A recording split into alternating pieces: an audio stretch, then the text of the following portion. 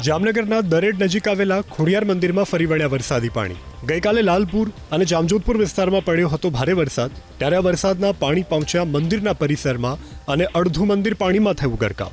વધુ વરસાદ પડે ત્યારે આ આખું મંદિર લઈ લેશે જળ સમાધિ। તો કાલાવાડ શહેરનો જીવાદોરી સમાન બાલમભાડી ડેમ થયો ઓવરફ્લો। તાલુકાના ગ્રામ્યમાં ભારે વરસાદ પડતા બાલમભાડી ડેમ છલકાયો, જેના આકાશી દ્રશ્યો સામે આવ્યા।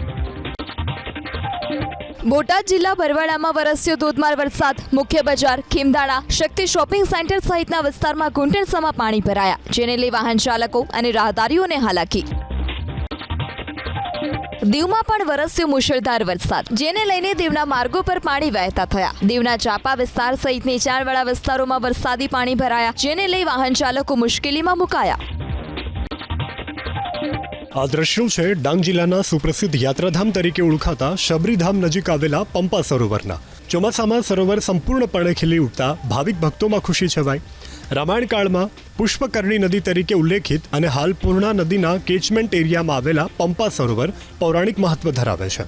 અહીં ત્રેતાયુગમાં ગુરુ માતંગ ઋષિ નિવાસ કરતા હોવાની લોકવાયકા સાથે પૂર્ણિમા અને ઋષિ પંચમીના દિવસે પંપા સરોવરમાં સ્નાન કરવાનો છે મહિમા।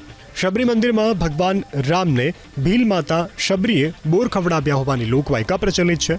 શનિવાર અને રવિવારની રજામાં ભાવિક ભક્તો મોટી સંખ્યામાં શબરીધામમાં ઉમટી પડે છે।